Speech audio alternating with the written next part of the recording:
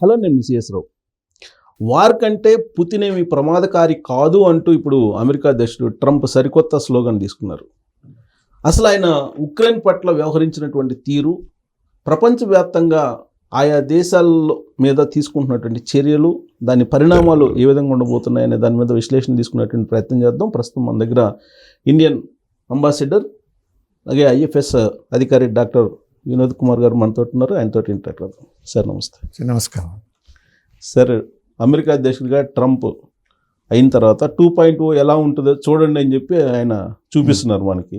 సరే, ఆయన ఏ నిర్ణయం తీసుకున్నా మనం ఏదైతే ఎఫెక్ట్ ఉంటుంది కదా ఎంతకంత. ఇప్పుడు ఆయన తాజాగా ఏంటంటే వరల్డ్ వార్ కన్నా కూడా పుతిన్ ఏమి పెద్ద ప్రమాదకారి కాదు అని అంటున్నారు. అంటే దాంట్లో ఉన్న ఆంతర్యం ఏంటి సార్? అని అంటే ఇప్పుడు అఫ్కోర్స్ ట్రంప్ 2.0లో ఏదైతే ఎక్స్పెక్ట్ చేస్తున్నో దానికంటే ఎక్కువ జరుగుతున్నట్టయితే కనిపిస్తున్నది. ఎందుకంటే ఫస్ట్ డేనే ఎగ్జిక్యూటివ్ ఆర్డర్స్ ఎన్ని ఇష్యూ చేశాడని అంటే లెక్కలేనని ఇష్యూ చేసి 100 దాకా చేశాడు. దాంట్లో ఆయన అంటే ఎక్స్ట్రా మైల్ పోయినట్టు ఏం కనిపించట్లేదు. ఎందుకంటే ఎలక్షన్ క్యాంపెయినింగ్ కనుక మనం గమనిస్తే ప్రతి వర్డ్ ఏదైతే అంటున్నాడో అదే ఎలక్షన్ స్ట్రాటజీలే. అందరూ మనం ఇక్కడ ఉన్న ఎలక్షన్లో ఎన్నో అంటుంటారు, కానీ తర్వాత గెలిచి వచ్చిన తర్వాత ఎన్ని కొన్ని చేస్తారు, కొన్ని చేయరు, కొన్ని మర్చిపోతారు. కానీ ట్రంప్ అలా అంటలేదు. నేను చెప్పాను కదా అన్నట్టే మొదలు పెడుతున్నాడు.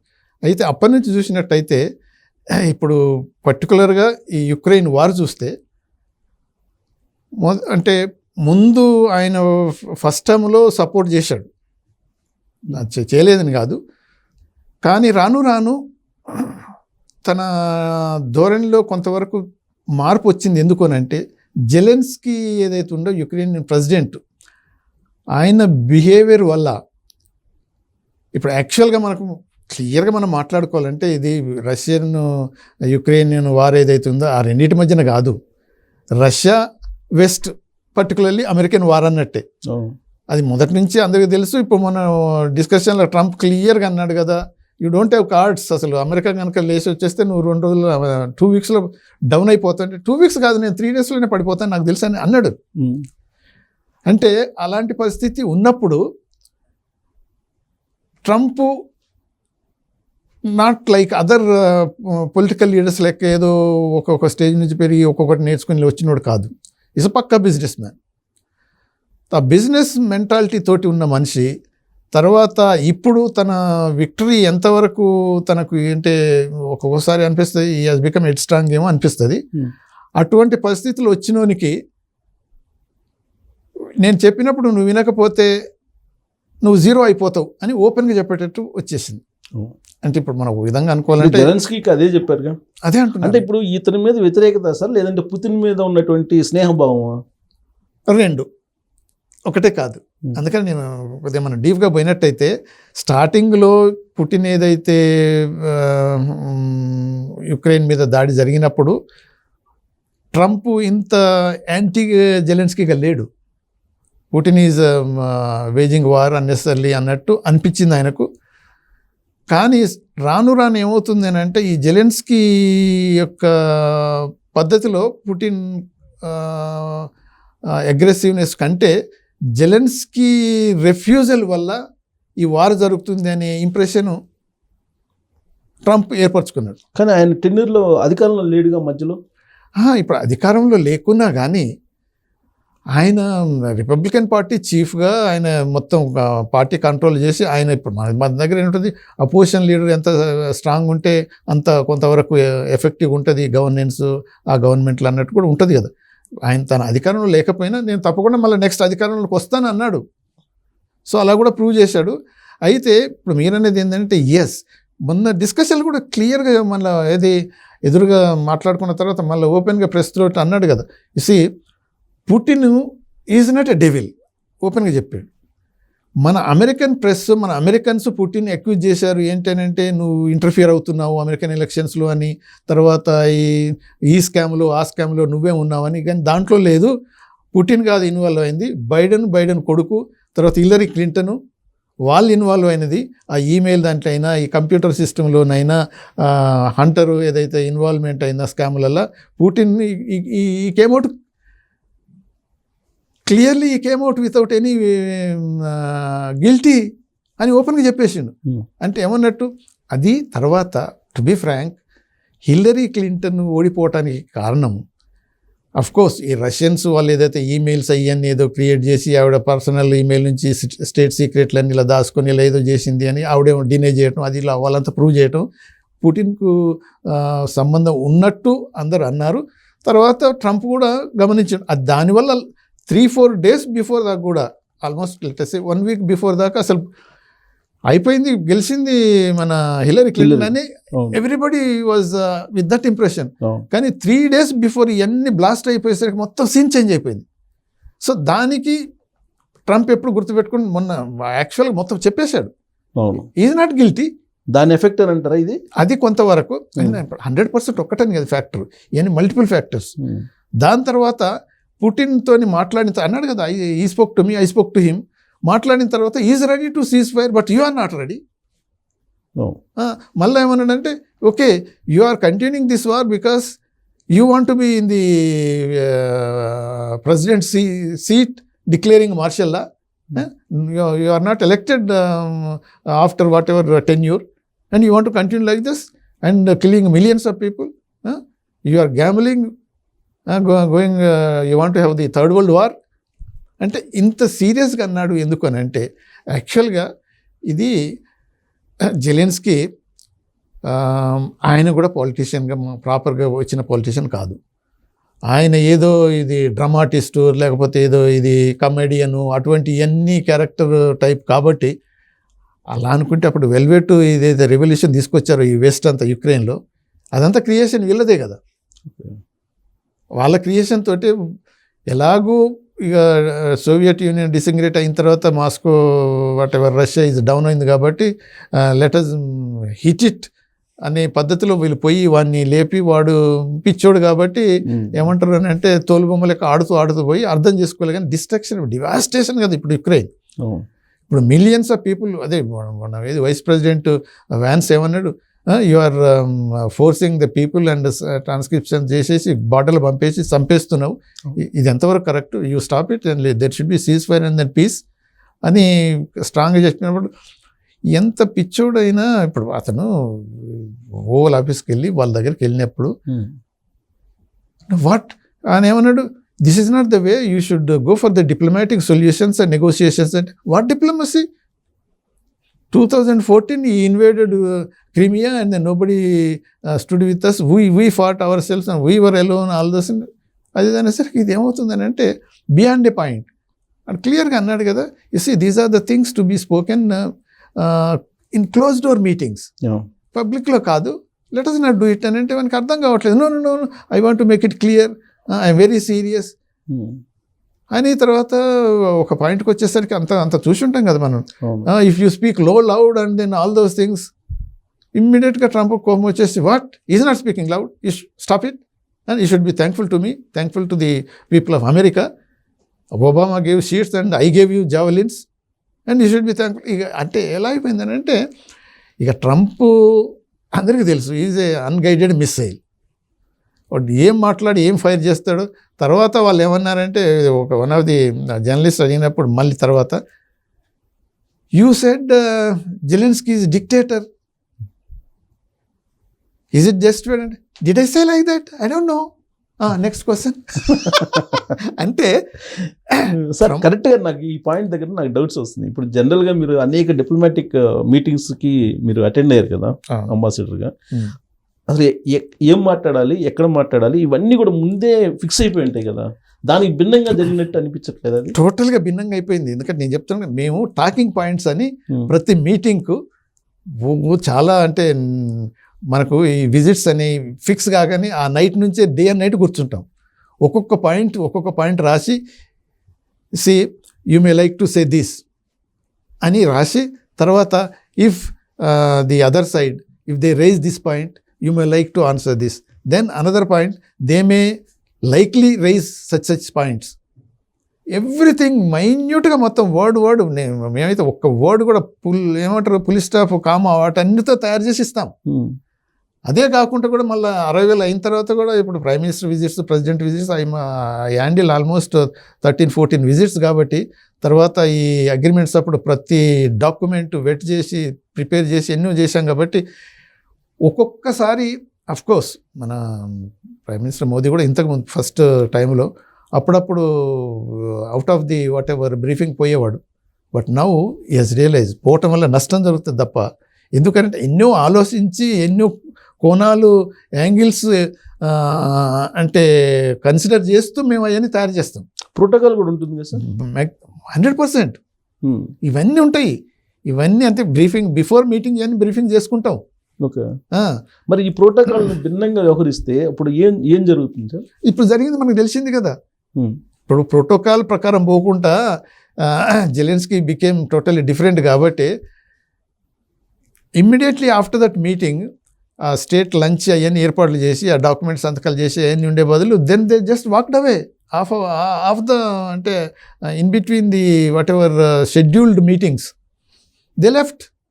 Ukraine delegation left from the White House అంటే ఆల్మోస్ట్ లెఫ్ట్ అని అనుకుంటే వీళ్ళు సెంటిన్ అన్నట్టే. అంటే ఆ స్టేజ్ కంటే ఇంకెక్కడ ఉంది ప్రోటోకాల్? ఈ decided to talk I'm very serious, I want to discuss all these things అని ఎప్పుడైతే అన్నాడో, యూ డోంట్ హ్యావ్ కార్డ్స్ అంటే ఐఎమ్ నాట్ ప్లేయింగ్ కార్డ్స్ అంటే ఇది ఎలా ఉందంటే అదే చిన్నపిల్లలు రోడ్డు మీద బచ్చగాళ్ళు కొట్లాడుకున్నట్టు అనిపించినట్టు అలా అయిపోయింది. ట్రంప్ మాత్రం చివరికి ఏమన్నాడు, ఇది వ్యాన్స్ మన వైస్ ప్రెసిడెంట్ అన్నాడు కదా, this is not good to have such whatever discussions in front of the American international media, let us stop it and then close. And అప్పుడు Trump let the beautiful discussion, let the American people see what is happening. ఇంకొక యాంగిల్లో తీసుకొచ్చి అది కూడా correct. అంటే ఇప్పుడు ఎందుకంటే Trump wanted to show what I'm అని. ఇప్పుడు ఇంతకుమున్న ప్రెసిడెంట్ బైడెన్ లెక్క కాదు, స్పైన్లెస్ ప్రెసిడెంట్, ఇష్టం వచ్చినట్టు ఏం చేశాడు. But I'm with authority and then bringing America great, making America great again and then bringing whatever prestige and then power to America అని చూపించుకొని కూడా అదొక యాంగిల్. ట్రంప్ మనం ఎంత అనుకున్నా కానీ after all he is the second president to come back after defeat in the history of America. And he claims, we have to accept, with thumping majority. అదే అంటే స్వింగ్ స్టేట్స్ అన్ని నాకే వచ్చినాయి, తర్వాత ఓవరాల్ పోలింగ్ అంతా ఇన్ని million ఇంత వచ్చేసింది. It's true. ఏమన్నా చేయని కాక, but American people have elected him with resounding majority. కాకపోతే ఏంటంటే ఇప్పుడు అఫ్కోర్స్ సెకండ్ టర్మ్ కొద్దిగా కేర్ఫుల్గా ఉండాల్సింది. బట్ ఇప్పుడు ఉన్న యాక్షన్స్లను బట్టి చూస్తే అంత ఏం అనిపించలేదు. ఫస్ట్ ప్రయారిటీ ఎందుకని ఆయనకు ఉన్నది ఏంటంటే ఇది మేక్ అమెరికా గ్రేట్ అనేది అది ఫాలో అవుతుంది. దానికి ఎందుకు ఫస్ట్ ప్రయారిటీ ఫాలో అవ్వచ్చు సార్. ఇప్పుడు కెనడా ప్రధానమంత్రిని ఎలా ట్రీట్ చేసాడో మనం చూసాం, మెక్సికో పట్ల ఎలా ట్రీట్ చేసాడో చూసాం.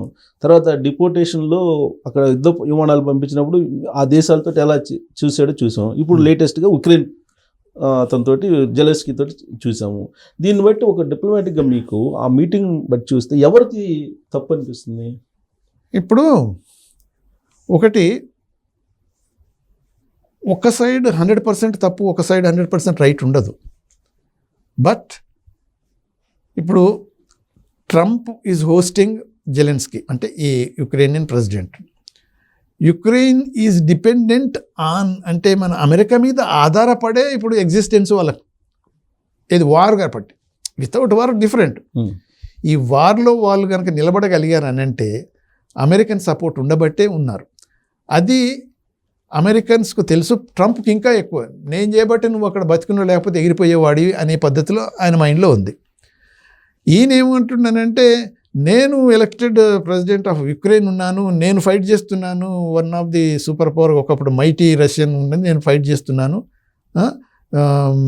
మీ సహాయం ఉన్నది యాక్సెప్ట్ చేస్తాం, కానీ మేము అంత ఫైట్ చేస్తున్నాం, మమ్మల్ని నెగ్లెక్ట్ చేశారు వాడు అన్నాడు కదా. అప్పుడు వ్యాన్స్ అన్నప్పుడు డిప్లొమాటిక్ నెగోషియేషన్తో సాల్వ్ చేసుకోవాలి, let go for the cease fire and then immediately stop killing అన్నప్పుడు వాట్ డిప్లొమాటిక్ నెగోషియేషన్స్? 2014లో పుటిన్ ఆక్యుపైడ్ క్రిమియా, ఎవరు లేరు, మేము ఎలోన్ ఫైట్ చేసి మేము ఏం ఫైట్ చేసి ఉన్నాడా? ఇప్పటికీ వాళ్ళ రష్యన్ కంట్రోల్నే ఉంది కదా. టు బి ఫ్రాంక్ ఏంటంటే ఇప్పుడు రష్యాకు కూడా ఒకప్పుడు సోవియట్ యూనియన్ ఉన్నప్పుడు ఏది క్రిమియన్ ఎంత అయితే ఇంపార్టెంటో వాళ్ళకు, హాట్ వాటర్ సీకి వాళ్ళకు యాక్సెస్ లేకుండా ఉండదు కదా అంత పెద్ద కంట్రీ. సో ఎప్పటి నుంచి వాళ్ళు యూజ్ చేస్తున్నారు. తర్వాత కూడా సోవియట్ డిసింగ్రేట్ అయిన తర్వాత యుక్రెయిన్ సపరేట్ కంట్రీ ఏర్పడిన తర్వాత కూడా Russia was paying so much money for using that. తర్వాత ఇప్పుడు రష్యన్ గ్యాస్ ఏదైతే యూరప్కి వెళ్తున్నదో ట్రాన్సిట్ ఫీ బోర్డ్ అంత యుక్రెయిన్కి ఇస్తున్నారు. సో ఇప్పుడు ఆల్ సెడ్ అండ్ డన్. కాకపోతే అంటే మీరు అన్నట్టు ఈ డిప్లొమాటిక్ ప్యాలెన్స్లలో ఇటువంటి జరగటానికి బోత్ సైడ్స్ రెస్పాన్సిబుల్. ఇప్పుడు చూస్తే మనం కొద్దిగా అనలైజ్ చేసినట్టయితే beggar cannot dictate what you should get. ఆ పరిస్థితి అర్థం చేసుకోలేదు జెలెన్స్కీ. దాంతో ఇక వాట్ ట్రంప్ ఈజ్ ట్రంప్ కాబట్టి ఈ ట్రంప్ నార్మల్గా అయితే అంటే మీరు బెగ్గర్ ఇది ఓకే బెగ్గరే, బట్ రెండో వైపు నుంచి చూస్తే వాళ్ళ మినరల్స్ని ఇతను తీసేసుకోవడానికి ప్లాన్ చేశాడు అనేది ఇంకోటి వినిపిస్తుంది. అది కరెక్టే. ఇప్పుడు వాడు 350 బిలియన్స్ ఇచ్చాం మీకు అన్నాడు. వాడు ఉట్టిగానే ఇవ్వలేదు. నిన్న ఇప్పుడు లండన్లో ఇది యూరోపియన్ లీడర్స్ అంతా మీటింగ్ చేశారు. అక్కడ అగ్రిమెంట్ సైన్ చేసిండు జెలెన్స్కీ వాళ్ళతోటి. ఎంతకు 2.84 బిలియన్ ఏదైతే ఉన్నదో అది అసిస్టెన్స్ లోన్. అది దేనికి ఇచ్చాడు? మన బ్రిటిష్ వార్ప్లేన్స్కు బ్రిటిష్ ఆర్మమెంట్స్ కొననీకి. అంటే అది అప్పే కదా. అంటే దాని బదులు ఏదో పే చేయాలి కదా. అమెరికాకి పే చేయాలంటారు. అమెరికా కాదు, బ్రిటిష్ వాళ్ళకి కూడా చేయాలిగా. ఇప్పుడు అదే పద్ధతిలో వాడేమన్నాడు అని అంటే ఓకే 350 బిలియన్స్ దాకా మేము ఇచ్చాము, తర్వాత you have resources, then let us go for this agreement అన్నాడు. ఈ అగ్రిమెంట్ ముందు ఒప్పుకున్నాడు కదా. అగ్రిమెంట్ ఒప్పుకున్న తర్వాత అంత ఈయన డిస్కషన్స్ అయినాయి. కానీ లాస్ట్ మినిట్లో ఎలా అవుతుందంటే ceasefire is more important than this agreement అని వాళ్ళు అన్నారు. ఓకే. సో వీడేమంటే what ceasefire, no you have to guarantee my security అంటాడు. వాడేమన్నాడంటే వాట్ సెక్యూరిటీ గ్యారంటీ వెన్ అంటే మన American business people, American technicians, American people అక్కడ నేను యుక్రెయిన్లో వర్క్ చేస్తూ అదే digging when they get engaged automatically America takes responsibility of security of that people and then your people అని అనేసిండు కదా వాడు. నో నాట్ లైక్ దాట్ అని వాడు ఒకప్పుడు ఇలా పుట్టిన ఇలా చేస్తే ఎవరు రాలేదు అది అని మళ్ళీ మొదలుపెట్టాడు. అంటే ఇప్పుడు ఒకసారి చూస్తే బోత్ సైడ్స్ కనుక మనం ఆలోచిస్తే యుక్రెయిన్ ఒకప్పుడు న్యూక్లియర్ వార్ హెడ్స్ బోలెడ్ ఉంటే యుక్రెయిన్లో. అప్పుడు ఆ 90sలో ఆ వార్ హెడ్స్ను ఏదైతే న్యూక్లియర్ డిజార్మమెంట్ ఏదైతే జరిగినప్పుడు Ukraine voluntarily said yes we will destroy all the nuclear arms, we want to nuclear free country చేస్తాం provided you agree for our security అన్నారు వాళ్ళు. ఓకే. అప్పుడు వీళ్ళంతా ఏమన్నారు yes will provide you security no problem అని. So దాన్ని వీళ్ళు మన యుక్రెయిన్ వాళ్ళు రిపీటెడ్ అంటారంటే మాకు అలా చేయబట్టి న్యూక్లియర్ వార్స్ అంటే వార్ హెడ్స్ లేకపోవడం వల్ల మేము ఇలా వీక్ అయిపోయాము, మీరు ఎందుకు సెక్యూరిటీ ప్రొవైడ్ చేయట్లేదని వాళ్ళ పాయింట్ అంటున్నారు. రెస్పాన్సిబిలిటీ తీసుకోలేదు, మీరు మాట ఇచ్చారు తప్ప, యూరోప్ ఇచ్చింది అమెరికా ఇచ్చింది, మీరు మాకు రెస్క్యూకి రాలేదు అని వాళ్ళు అంటున్నారు. ఇంకొక యాంగిల్లో చూస్తే ఏమవుతుందంటే పుటిన్ క్లియర్గా అన్నాడు, ఇప్పుడు వార్సా ప్యాక్ట్ ఉంది, నాటో వార్సా ప్యాక్ట్ అంతా ఆపోజిట్, అంతా కోల్డ్ వార్ అప్పుడు ఆపోజిట్ పవర్స్ లెక్క ఉన్నాయి. వార్సా ప్యాక్ట్ డిజాల్వ్ అయిపోయింది, సోవియట్ డిజింటిగ్రేట్ కాగానే అయిపోయింది. తర్వాత అప్పుడు వాళ్ళు ఏమన్నారంటే ఇప్పుడు మన రష్యన్స్ అయినా ఇప్పుడు పుటిన్ అయినా ఏమన్నాడంటే యాజ్ లాంగ్ యాజ్ ఒకటి నాటో ఫోర్సెస్ మా బార్డర్కి రానంతకాలం మాకేం ప్రాబ్లం లేదు, your soldiers on my border not acceptable. కానీ వీడేమంటున్నాడు జెలెన్స్కీ, నాటో మెంబర్షిప్పే ఇంపార్టెంట్ అంటున్నాడు. మరి వాడు పుటిన్ అయినా రష్యన్స్ అంటే ఎలా ఊరుకుంటారు? సో ఇది వాడు ఎందుకు అంటున్నాడంటే ఇన్స్టిగేట్ చేసింది వీళ్ళు యూరోపియన్స్, తర్వాత అమెరికన్ కూడా సపోర్ట్ చేసింది అప్పుడు. సో వాళ్ళ సపోర్ట్ తోటి వీడు తోలుబొమ్మలాటల ఒక మెయిన్ క్యారెక్టర్ అయిపోయి టోటల్ డిస్ట్రక్షన్స్కి మొదలైంది. ఇప్పుడు అమెరికా వ్యతిరేకంగా ఉంది యుక్రెయిన్కి, యూరోప్ కంట్రీస్ అన్ని నేను సపోర్ట్ చేసినాయి, మరి వీళ్ళతో కలిసి ప్రయాణం చేస్తే అమెరికా సపోర్ట్ అవసరం లేదంటారా? ఇప్పుడు నిన్న ఒక్కొక్క స్టేట్మెంట్ అనలైజ్ చేస్తే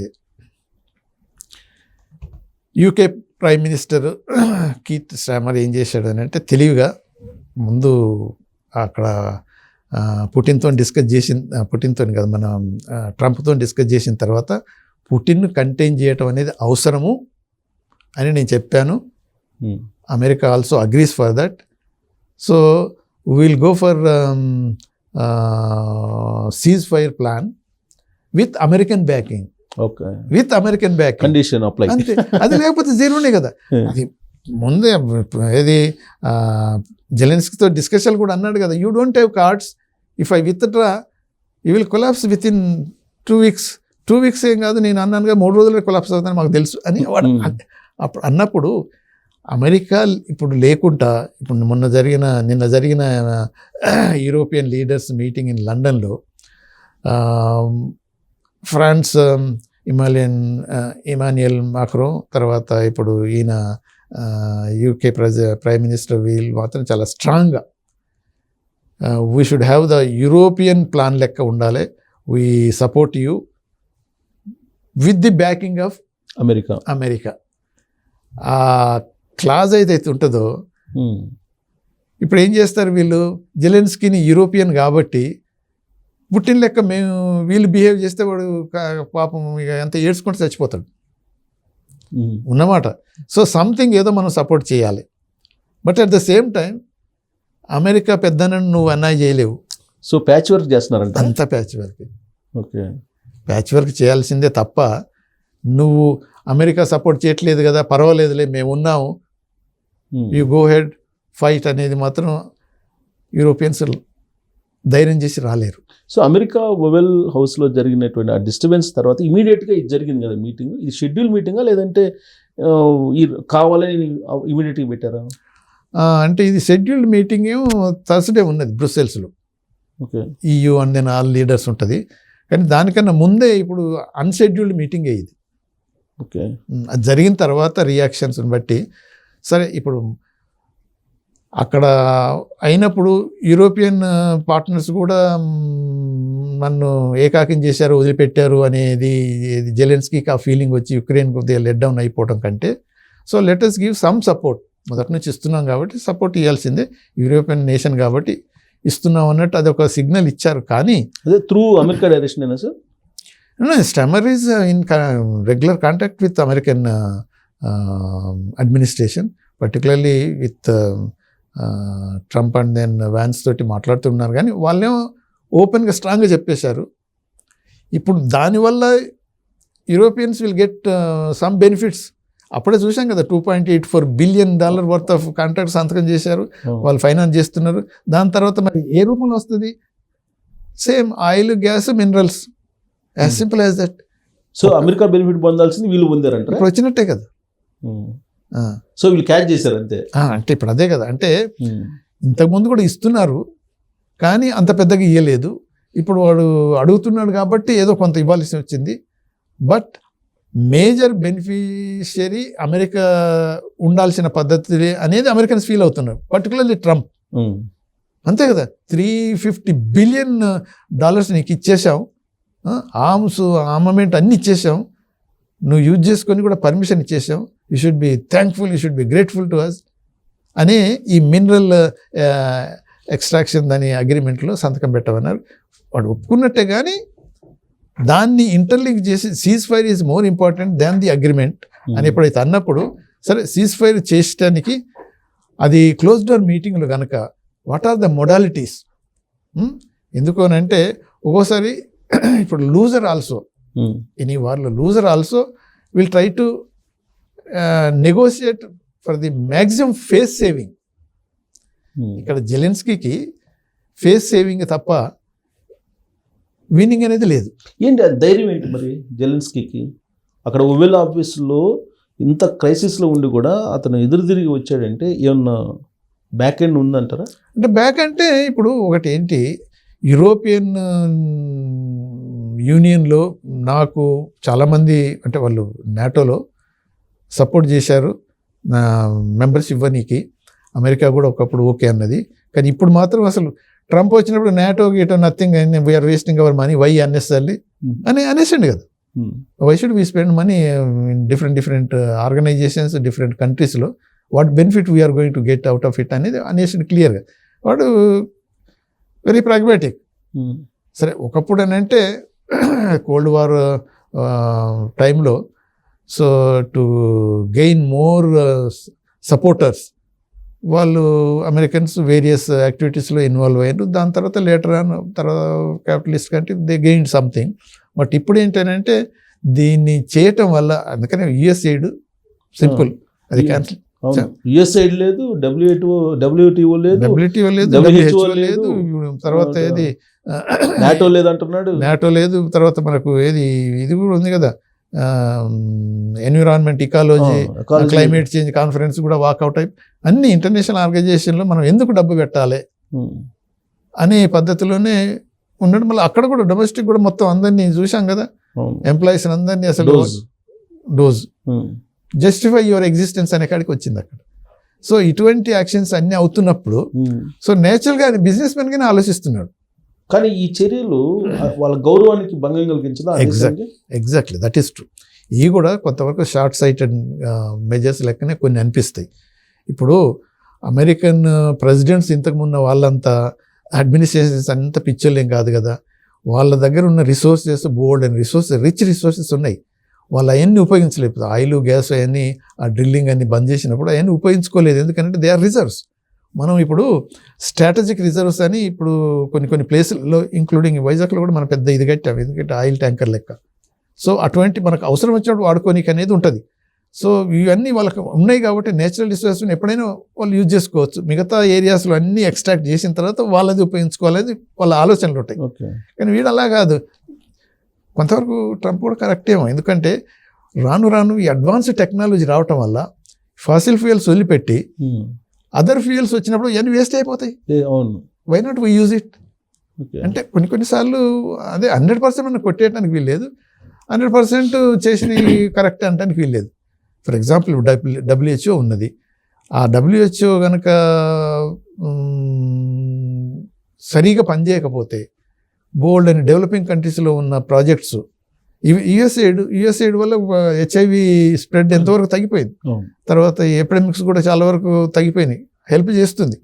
సో దాన్ని ఒక్కటే బ్రష్ తోటి మొత్తం ఇలా అని బ్యాడ్ అని యూ కెనాట్ పెయింట్. కానీ ఇక ట్రంప్ ఈజ్ ట్రంప్. సో ఈ సేస్ ఎస్. ఇక చూసాం కదా మనం అప్పుడు ఏది కోవిడ్ టైంలో అరే ఫినాల్ అయితే ఏమో చేస్తుంది, యాంటీసెప్టిక్ యాంటీబ్యాక్టీరియల్ ఇది కదా, why don't you inject into the veins and the blood and then it will cure everything అన్న టైప్లో ఉన్న మనిషి ఇక అటువంటి వాడు ఇక ప్రెసిడెంట్గా అమెరికాకు ఇప్పుడు సూపర్ పవర్ల నేషన్కి వచ్చినప్పుడు కొన్నిసార్లు ఇక కొన్ని యాక్షన్స్లో అన్జస్టిఫైబుల్గా అనిపిస్తాయి. కానీ ఇప్పుడు తీసుకుంటున్న చర్యలన్నీ గుడ్ విల్ అనేది ఉంటుంది కదా, ఆయన బిజినెస్ మెనే, బట్ గుడ్ విల్కి వాల్యూ ఇస్తారు కదా బిజినెస్ మెన్స్. ఇప్పుడు ఆ గుడ్ విల్ అనేది అమెరికాకి పోతుంది కదా. ఇప్పుడు ఒకప్పుడు ఉన్న ఇమ్మీడియట్గా after second world war they carved మన ఎంటైర్ ఇది వరల్డ్ మొత్తాన్ని వాళ్ళ స్పియర్స్ ఆఫ్ ఇన్ఫ్లుయెన్స్ అని ఉంటాయి కదా. అమెరికా కొన్ని తీసుకున్నది, రష్యా కొన్ని ఇచ్చేసింది, మిగతా కొన్ని అటు ఇటు పోయినాయి.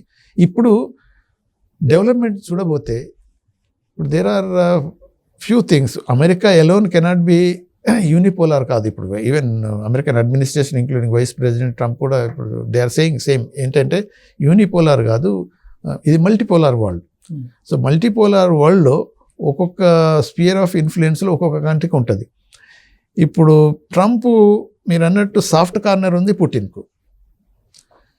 సో దానివల్ల ఫస్ట్ ట్రంప్ విక్టరీ ఈ పుటిన్ ఎఫెక్ట్ కొంత ఉన్నది, దానివల్ల వచ్చాను అనే ఫీలింగ్ తనకి ఇంకా ఉన్నది. ఆ మాటల్లో తెలిసిపోతుంది. ఇప్పుడు మనం అది ఏమంటారు బద్ధశత్రువు లెక్క ఉన్న వాళ్ళు ప్రేజ్ చేసుకొని ఉండరు. తర్వాత ఆ జెలెన్స్కీతో మాట్లాడుతున్నప్పుడు Zelensky Putin did that, Putin did this అది అంటున్నప్పుడు అరే you cannot talk like that, I cannot say you did this, you are wrong, you are dead and you are all those things, no, then I cannot say hello Putin, this is not correct అని తర్వాత ఓపెన్గా చెప్పేశాడు. అది American election హీరింగ్లో interference ఏదైతుందో blame చేశారు, కానీ ఈ has కమ్అట్ clean. అది కాదు పద్ధతి కాదు అంటే తనకు సాఫ్ట్ కార్నర్ ఉండేది. దెర్ ఇస్ నాట్ ఆ ఫ్యాక్టర్ అయితే ప్లే చేసే ప్రెసిడెంట్ అయ్యిండు. సో దానివల్ల అది గుర్తుపెట్టుకుంటాడు. అందుకనే కదా ఇప్పుడు మొత్తం తను ఇది ఆ వైట్ హౌస్ని అటాక్ చేసినప్పుడు వాళ్ళందరినీ పార్డన్ చేసేసిండు. ముందు తన cabinet ministers including FBI chief వీళ్ళంతా అటార్నీ జనరల్ వాళ్ళంతా అన్నారు no we don't let everybody free no, ఎవరైతే పోలీస్ ఆఫీసర్స్ను సెక్యూరిటీ పర్సన్లు అటాక్ చేసినా వాళ్ళందరినీ శిక్షిస్తామని అన్నాడు. నో, ఈ బ్లాంకెట్ పార్డన్ చేసేసాడు ప్రెసిడెంట్. అంటే అటువంటి టైప్ ఆఫ్ ట్రంప్ ఏంటి అని అంటే లాయాలిటీ, తర్వాత తనకు సపోర్ట్ చేసిన వాళ్ళందరినీ ప్రొటెక్ట్ చేసుకోవాలి, తన మాట విన్న వాళ్ళందరినీ కాపాడుకోవాలనే పద్ధతిలో ఇప్పుడు పుటిన్ మీద సాఫ్ట్ కార్నర్ ఉన్నది. జెలెన్స్కీ మాత్రం పిచ్చోడు అయిపోయి అలా అయింది. కానీ వాని కనుక నువ్వు రిసీవింగ్ ఎండ్లో ఉన్నప్పుడు okay whatever you say but this is our concern, why don't you accept అనేది క్లోజ్ డోర్ మీటింగ్లో కానీ ఉంటే తప్పకుండా అది జరిగిపోయేది. కానీ ఇప్పుడు ట్రంప్ రూల్ చూస్తుంటే సార్ మన తెలుగు రాష్ట్రాల్లో ఉండే పరిపాలనలో ఎవరి పరిపాలన గుర్తొస్తుంది? మీరు ఇందాక చెప్పారు కదా తనకు కావాల్సిన వాళ్ళని ఏది కావాలంటే అది చేస్తారు అని. అది మీకే వదిలిపెట్టేస్తాను. అంతేనంటారా? అదంతా చెప్తా ఉంటే నాకు గత పరిపాలకుల యొక్క విధానాలు గుర్తొస్తుంది. అవును, నేచురల్ ఉంటుంది. ఇప్పుడు లీడర్స్ ఒక్కోసారి అంటే టు బి ఫ్రాంక్ ఇప్పుడు ఒక్కోసారి ఆయన ట్రంప్ క్యాంపెయినింగ్ నుంచి ఇప్పటి యాక్షన్స్ దాకా అనలైజ్ చేస్తే ఓసారి అనిపిస్తుంది మోడ్రన్ ఏది హిట్లర్ అని బ్లేమ్ చేయలేము, కానీ ఆ మోడ్రన్ హిట్లర్ పద్ధతిలో ఈ మనడు పోతున్నాడా అంటే అటువంటి జీనోసైడ్స్ అటువంటి తర్వాత జరిగింది. కానీ ఇనిషియల్ స్టేజ్లో కూడా వాడు కూడా అలానే ఇప్పుడు మొన్న అదే ఆయన ఏమన్నాడంటే జెలెన్స్కీనే డిక్టేటర్ అన్నాడు ట్రంప్. తర్వాత did I say like that? Okay I don't know, okay next question అంటే దాన్ని తాటిచ్చేసి అన్నాడు. అన్నీ తెలుసు అంటే తన మైండ్లో people may think I'm like a dictator అనేది పద్ధతిలో ట్రంప్ కూడా అర్థమవుతుంది. ఎందుకంటే ఇవన్నీ బైడెన్ తీసుకున్న డిసిషన్స్ అన్నిటినీ రివర్స్ చేసి పడేస్తుంది. తర్వాత అలీస్ను కొంతవరకు ఎలా ఉంటుంది అంటే కనీసం బిగినింగ్లోనైనా ఫ్రెండ్స్గా ఉన్న వాళ్ళను అలీస్గా ఉన్న వాళ్ళను అంత ఏది తిట్టడం, చిన్న చూపు చూడటం, లేకపోతే చీగొట్టడం అనేది జరగదు. డే 1 నుంచే మొదలుపెట్టాడు. తర్వాత స్ట్రాటజీలో ఇప్పుడు China is coming up power, Russia, America, ఈ 3 పవర్స్లో కనుక చూస్తే చైనా మీద అన్నాడు 60% కదా 100% వేస్తాను అది అన్నాడు. కానీ వేసింది ఎంత 10%. మళ్ళీ మొన్న ఏమన్నా అనదర్ 10% ఇంక్రీజ్ అన్నాడు. కానీ నెక్స్ట్ ఉన్న కెనడా మీద మెక్సికో మీద 25% ఇమీడియట్ అనేసాం.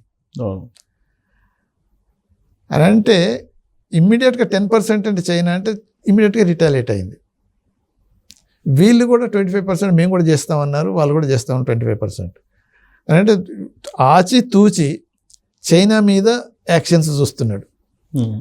పక్కకు నెక్స్ట్ ఉన్న క్లోజ్ ఫ్రెండ్ అయినా కానీ కెనడా 51వ రాష్ట్రం అంటాడు. అంతే, నేను మింగేస్తాను. వాళ్ళు గల్ఫ్ ఆఫ్ అమెరికా అనేది అంటున్నాడు. అవును, గల్ఫ్ ఆఫ్ అమెరికా, మెక్సికో ఎగిరిపోయింది, గల్ఫ్ ఆఫ్ అమెరికా అయిపోయింది. పనామా నేను గుంజుకుంటాను ఇవన్నీ చేస్తున్నాడు. ఇటువంటి అంటే అలీస్కు అడ్వర్సరీకు డిఫరెన్స్ లేకుండా యాక్ట్ చేస్తున్నాడు. సో అంటే ఇప్పుడు it is too early to say ఏది మళ్ళీ ఏమవుతుంది అనేది లేటర్ ఆన్. బట్ దీని ఎఫెక్ట్ను కొంతవరకు ఎనలైజ్ చేసుకోవాల్సి వస్తుంది అమెరికన్స్ కూడా.